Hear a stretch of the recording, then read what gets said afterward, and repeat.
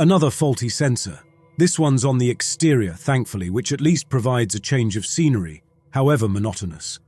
Proxima Base, our little haven of fabricated hope on this desolate planet, is slowly succumbing to entropy, one failing component at a time.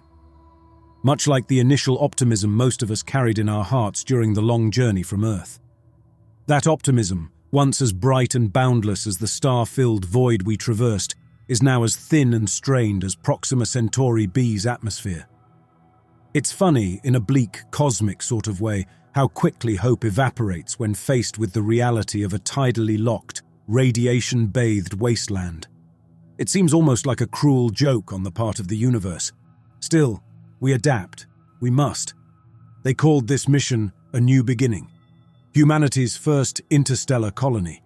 I remember the speeches, the grand pronouncements about expanding our reach, securing a future beyond Earth. Noble sentiments, all conveniently ignoring the fact that Proxima Centauri B was, as far as initial surveys indicated, utterly hostile to life. A thin atmosphere barely worth the name, composed primarily of inert gases. A star, Proxima Centauri. That's a red dwarf flare star, prone to violent outbursts that bathe the planet in lethal radiation, and the tidal lock. One side perpetually scorched, the other locked in an eternal frozen night. We chose the Twilight belt, a narrow band of perpetual dusk, as the most likely location to survive. They said it was the best of a bad lot of options. It was during a geological survey of this region, this Twilight belt, specifically within the relatively stable crater where Proxima Base was eventually erected, that they found them. The seeds. Jet black, oblong and unnervingly smooth, found buried deep beneath the regolith, far deeper than any natural process should have allowed. No one knew what they were, of course. Just another anomaly in a sea of unknowns that marked our journey, as well as our arrival.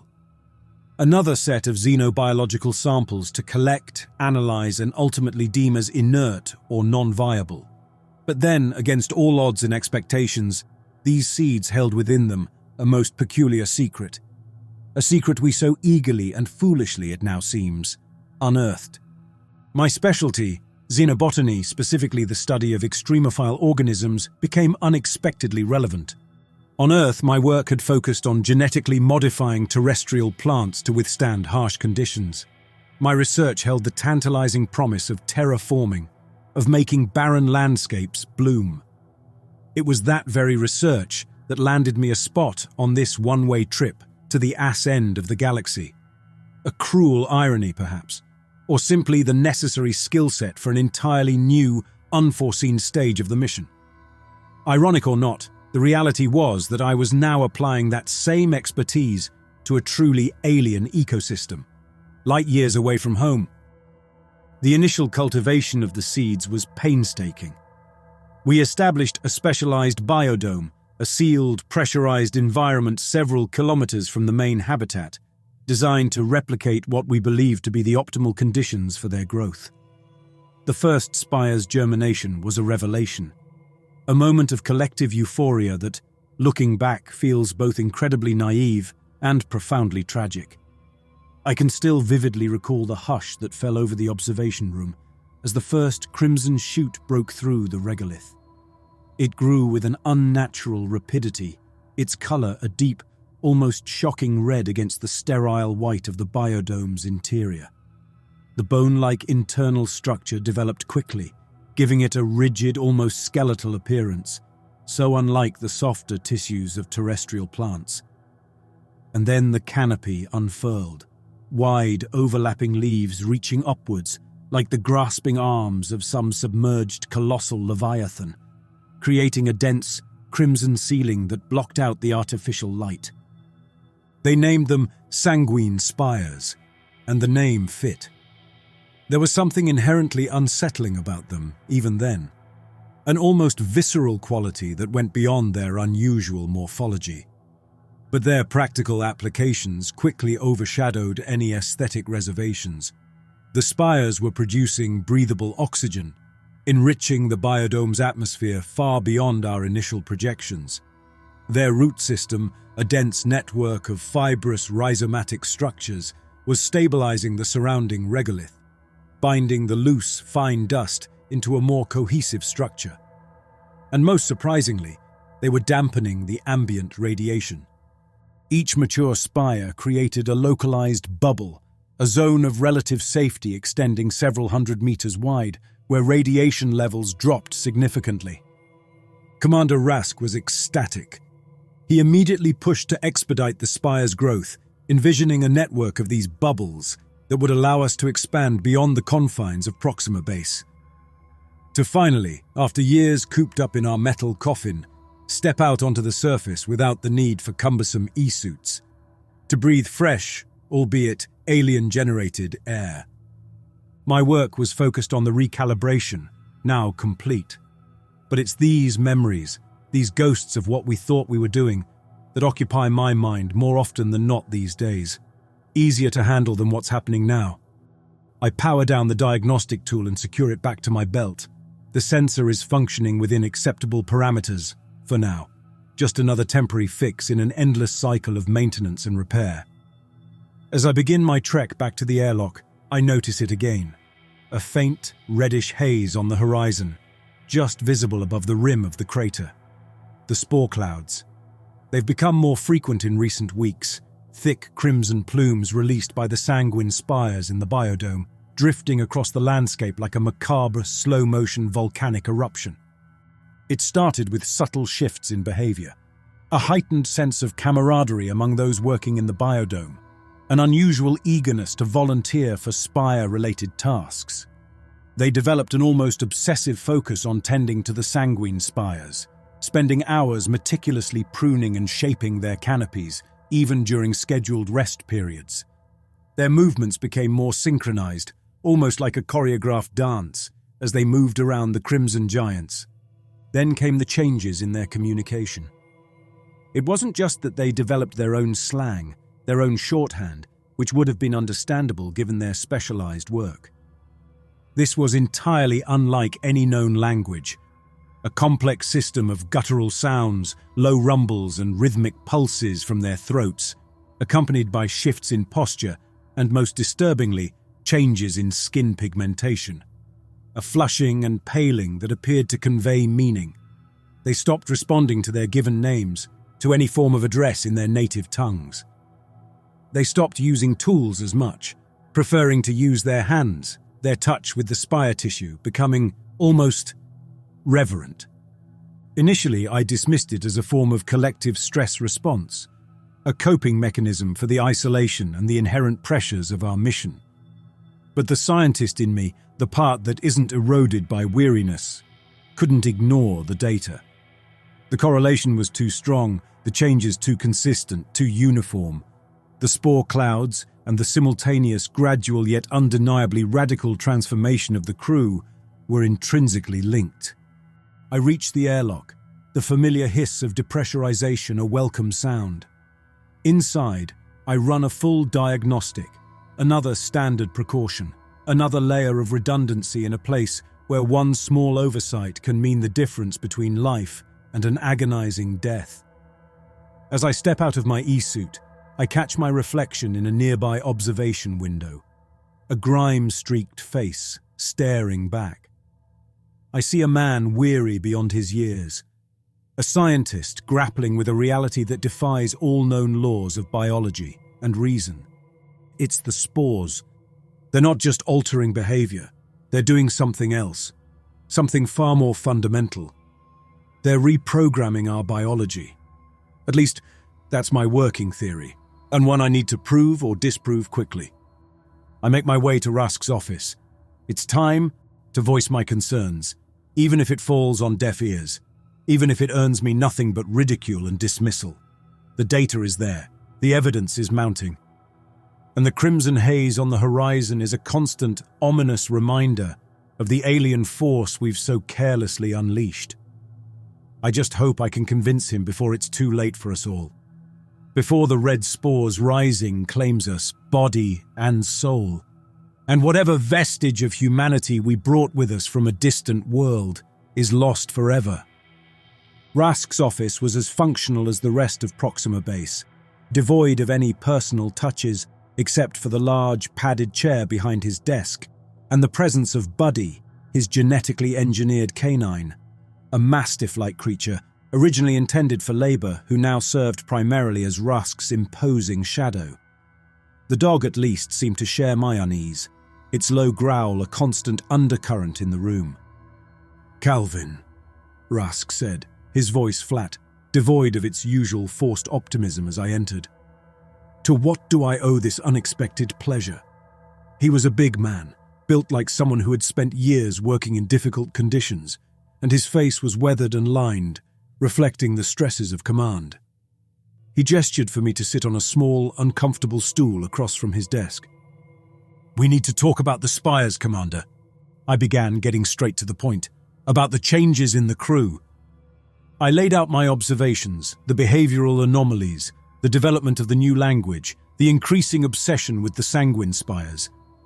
I detailed my hypothesis about the spores, the possibility that they were inducing neurological changes, altering the fabric of what made us human. I even showed him the preliminary data I'd collected, the spectroscopic analysis of the spore samples, their complex structure, their unsettling ability to penetrate cell membranes. As I spoke, Rask listened, his eyes fixed on the data scrolling across my PDA. Buddy, however, seemed more engaged, his growl deepening, his eyes fixed on the images of the adapted I had captured with the external cameras. He seemed particularly agitated by the sight of them working on their strange organic structures. "So, your theory," Rask finally said, leaning back in his chair, "is that these plants are turning our people into… what? Plant people. Mutants." There was a hint of mockery in his tone, a dismissal I had anticipated but still found infuriating. "I don't know what they're becoming, but it's clear that the spores are the catalyst. They're changing their DNA, Commander. This isn't just some psychological phenomenon. It's biological. It's evolution, but accelerated, directed." "Evolution towards what?" Rask scoffed. "Becoming better adapted to this dust bowl. I'd say that's a net positive, wouldn't you?" He chuckled, as if he'd made a clever joke while ignoring the profound implications of what I was saying. "They're losing their individuality, their connection to their past, to their humanity." I pressed on. "They're becoming something alien. Is that a risk we're willing to take, simply to expand our habitable zone a few hundred kilometers?" "They're more efficient, more cooperative," Rask countered, his voice hardening. "They're getting the job done. And they seem, dare I say it, happier, content, something I can't say for everyone in this base." He gave me a pointed look. "Content because they're being controlled," I exclaimed, my frustration boiling over. "Their minds are being manipulated. They're not making their own choices." "Speculation," Rask said, waving a dismissive hand. "You have a theory, a compelling one, I'll grant you that. But it's still just a theory. Until you have definitive proof that these adapted, as you call them, are a threat, we continue as planned. The spires are our best chance for long-term survival. We're not shutting them down because of a few unsettling side effects." "Side effects?" I stared at him aghast. "Commander, they're ceasing to be human." "They're adapting," Rask corrected, his voice firm. "And that's what we need to do. Adapt. Now, if you'll excuse me, I have more pressing matters to attend to. I suggest you focus on finding a way to accelerate the spire's growth, to make them even more efficient." "That's an order, Doctor." He stood up, a clear dismissal. Buddy rose with him, his growl rumbling in his chest. It was clear that any further argument was futile. Rask had made his decision, and he was not going to be swayed by my warnings. I left his office, my mind reeling. I had expected resistance, but the outright dismissal, the sheer blind adherence to the initial plan in the face of such overwhelming evidence, was staggering. But I couldn't give up. I had to know for sure what was happening. I had to understand the mechanism, the precise nature of the transformation. If I could find definitive proof, maybe I could force Rask to reconsider. I headed to the lab, my sanctuary, the one place in Proxima Base where I felt a semblance of control. I needed to scrutinize the spire's biology, to analyze their spores with greater precision. I began to gather samples, working through the night, fueled by coffee and a desperate sense of urgency. Using the electron microscope, I examined the spores at the highest magnification, revealing their intricate geometric structure in stunning detail. They were unlike anything I had ever encountered, complex, multifaceted structures that seemed to operate outside the basic principles of organic life. They were almost like microscopic machines, designed with a specific purpose in mind. My earlier suspicions were confirmed. These were not merely passive agents of change, they were active, directed. I also began to document, in secret, the construction of the Adapted's first structure outside of Proxima base. Under the dim, red light of the perpetual twilight, I watched them work, their movements coordinated, their strange, guttural language echoing across the desolate landscape. The structure itself was an anomaly, a stark departure from the rigid, functional lines of Proxima base. It rose from the red dust like something grown, not built, a disconcerting fusion of familiar and alien. They utilized a composite material of processed regolith, fused with the sanguine spire's fibrous, bone-like tissue, and interwoven with salvaged components from our own equipment. Discarded communication panels, sections of conduit, and even a transparent polymer viewport, now clouded and opaque, embedded within the structure like a vacant eye socket. The building had no discernible windows or doors, only a single sphincter-like opening that dilated and contracted as if breathing. The walls were not uniform in their thickness. Instead, they possessed oddly placed protrusions, an asymmetry that followed no logical design, like bony growths on a living creature. The entire structure was a disconcerting shade of crimson, a near-perfect match with the sanguine spires, making it appear almost camouflaged against the backdrop of the biodome in the distance. Most unsettling was the silence. Despite the evident activity within, no sound emanated from the structure, not even the scrape of material, as if the building was absorbing all sound. For weeks, my research continued in the shadows. I learned to avoid the areas where the Adapted were most active, mapping their movements, their routines. I became a silent observer, haunting the periphery of their expanding territory. I was gathering data, building a case, even as I knew that time was running out.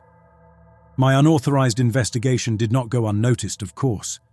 The Adapted, with their heightened senses and their unsettling new awareness, were aware of my presence. I often found my equipment sabotaged, samples destroyed, data corrupted. They were hindering my progress, trying to blind me, a clear indication of their growing intelligence and their hostility towards those who remained unchanged. One evening, while observing a group of Adapted working on a new structure, I witnessed something that chilled me to the core. It was Dr. Wilson, the geophysicist, a man I had once considered a friend, a colleague, someone who had shared my initial skepticism about the spires. He was out there, among them, his movements now synchronized, his skin flushed with the same variable redness. He was working alongside the others, his hands weaving the sanguine spire tissue into the structure's framework. He had succumbed. He had become one of them. I watched, hidden in the shadows, as he was enveloped in a cloud of crimson spores, a ritualistic act that marked his final transition. I felt a profound sense of loss, of isolation, of despair. It was one thing to observe the transformation from a distance, to analyze it as a scientific phenomenon. It was another to witness it firsthand, to see a friend, a colleague, become something else. Wilson's transformation was a turning point.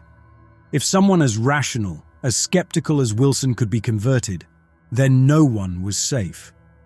The spores were not just altering our DNA, they were fundamentally restructuring our minds, our loyalties, our very identities, and I was running out of time to stop them. I knew then that appealing to Rask was no longer an option. I needed a new plan, a way to counteract the spire's influence, and I needed to find it fast, before the twilight of man was complete and the red spores rising claimed us all. My research took a new, more dangerous turn. I needed to understand not just the spire's biology, but also the specific physiological changes they induced. I needed a test subject, and the only viable candidates were the adapted themselves. The capture was a calculated risk. I had spent hours observing the adapted, their movements, their routines, searching for a vulnerability, a moment of isolation. I chose my target carefully. An individual, once Dr. Wilson, I reminded myself, who often strayed from the main group to collect regolith samples near the crater's periphery, close to the rocky outcroppings that provided ample cover. I modified the electromagnetic pulse generator, originally designed for geological surveys, into a stun device.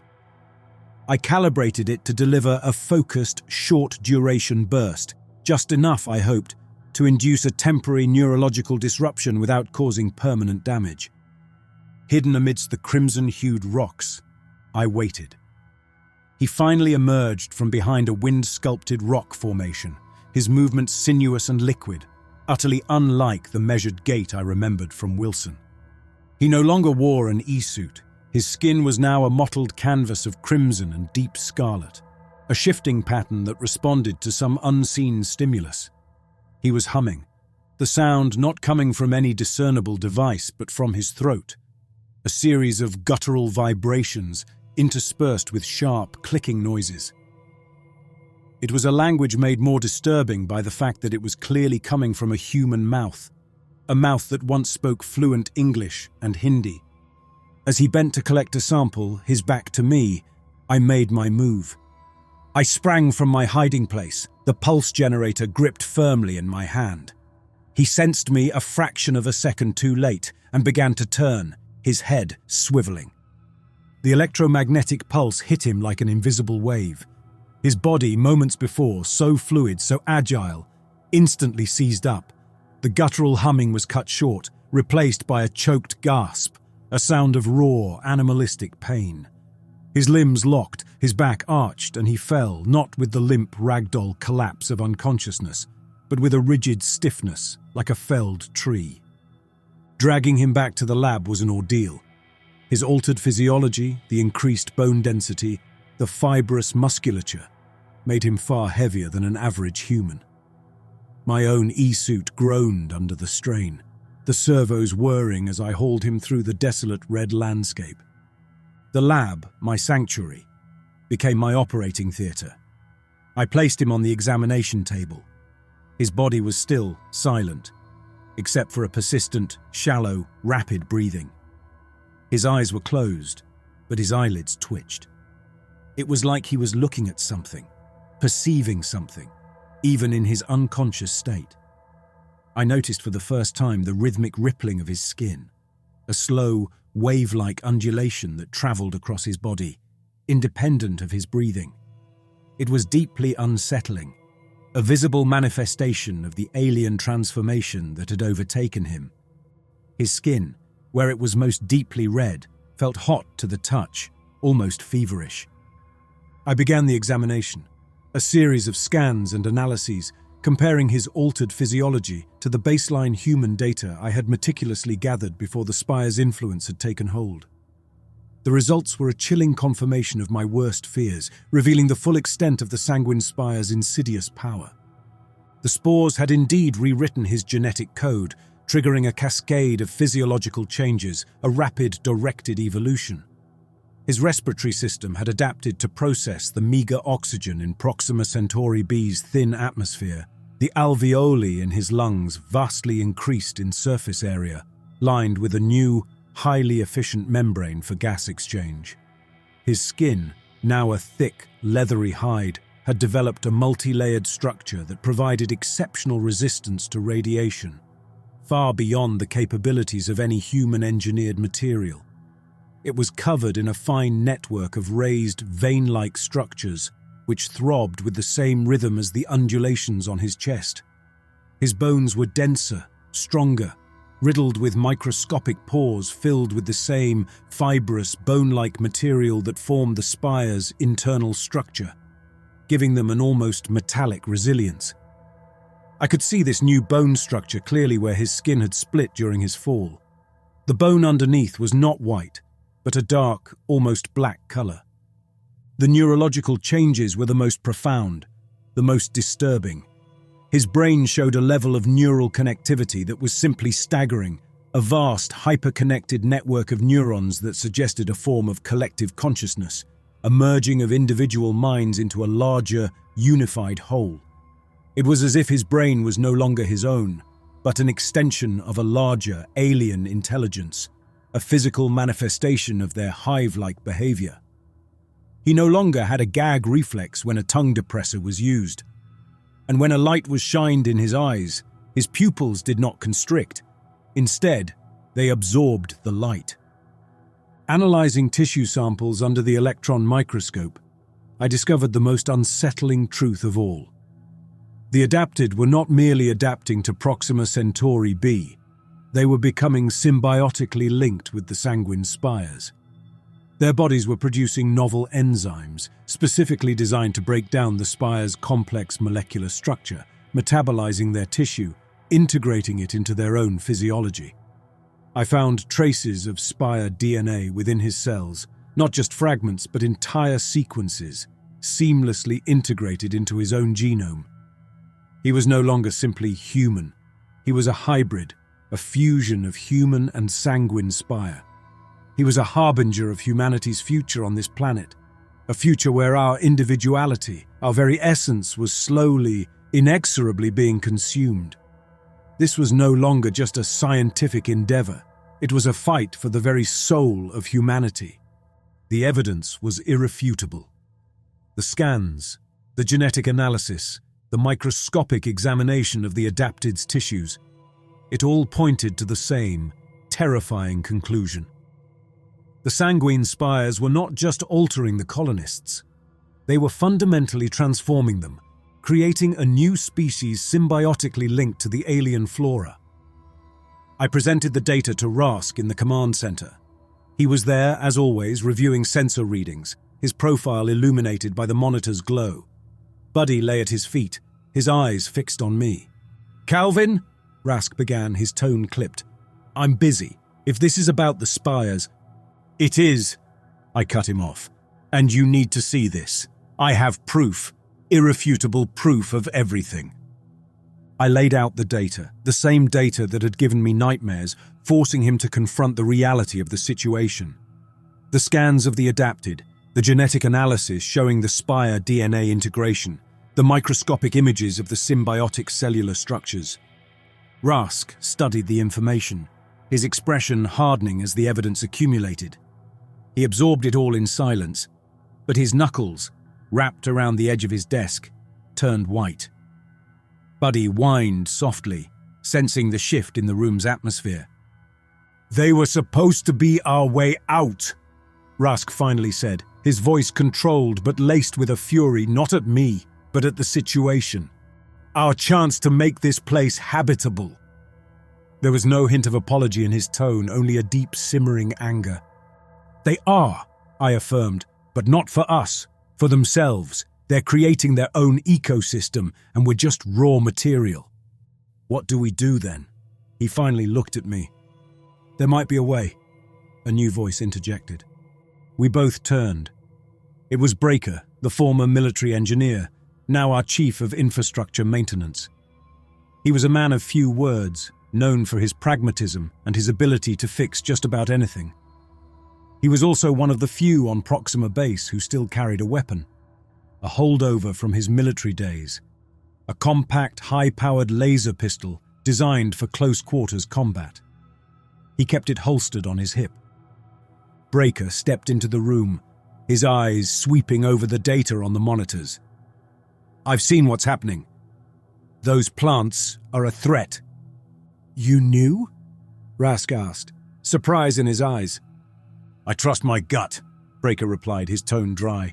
"And my gut says glowing red trees are trouble." "We need a plan," I said, refocusing the conversation. "Something that targets the spires without an all-out assault. They're too strong, too numerous, and they were our people." "We need to hit them where it hurts," Breaker stated, his eyes fixed on the images of the sanguine spires. A weakness. Then it struck me. I might have an idea, I said. A compound, based on what I've learned about the spire's biochemistry. From what I've seen, they're incredibly efficient at metabolizing certain compounds, but they also have a specific weakness in how they regulate their internal osmotic pressure. I think I can synthesize a compound that would exploit that, disrupt their cellular structure, effectively poisoning them from the inside. So a herbicide targeted specifically for the spires? Rask asked, his eyes narrowed in concentration. Exactly, I confirmed.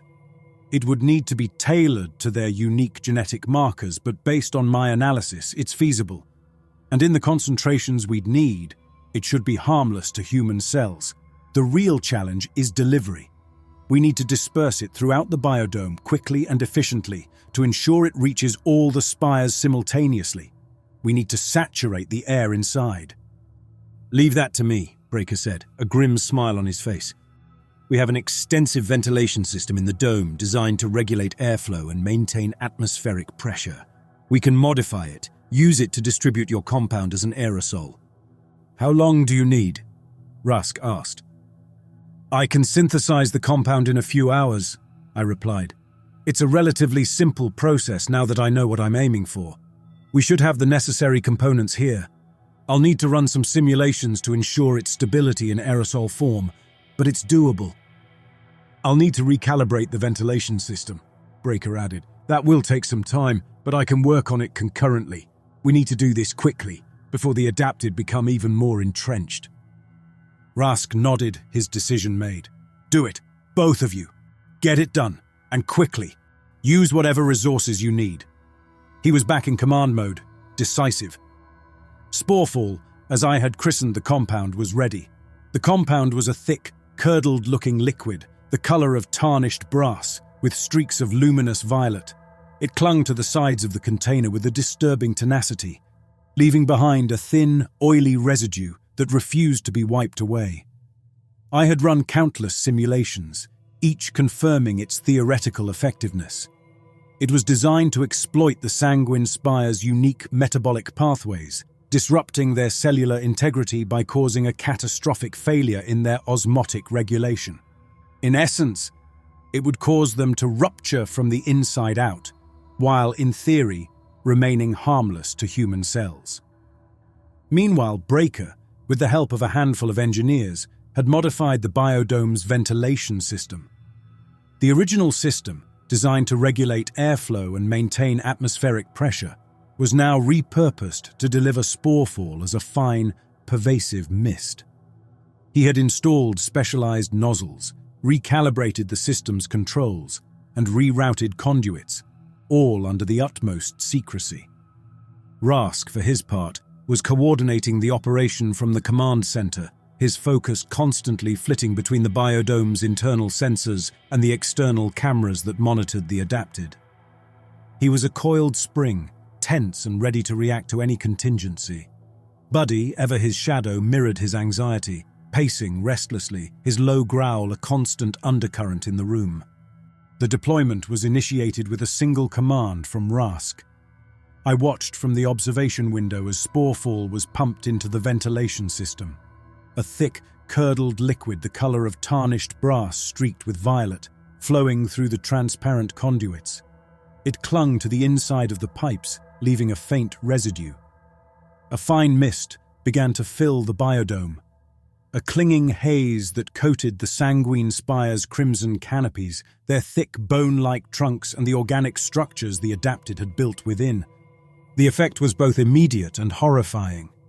The sanguine spires, once vibrant and imposing, reacted violently.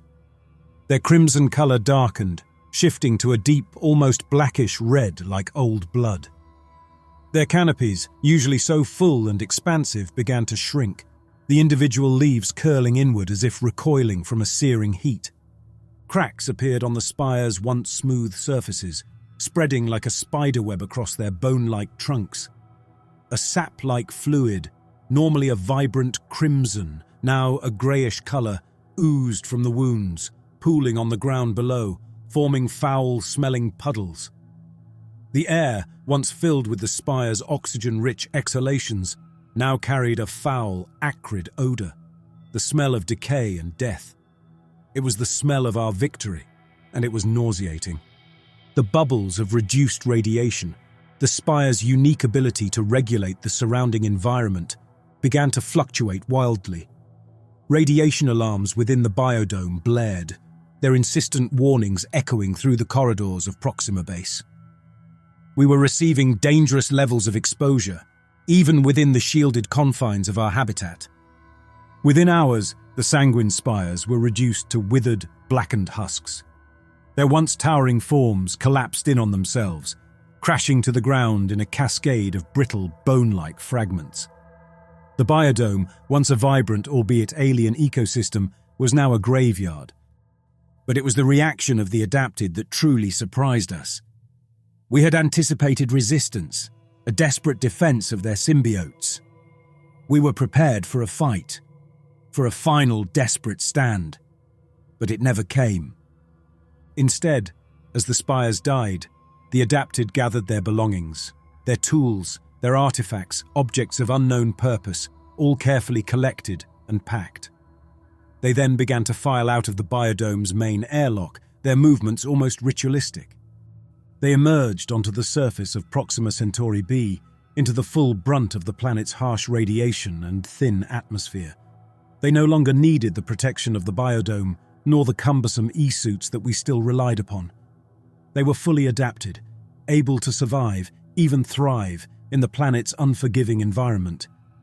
Their skin, once a mottled red, now seemed to absorb the ambient radiation, shifting in color with the intensity of the solar flares, like some kind of organic solar panel.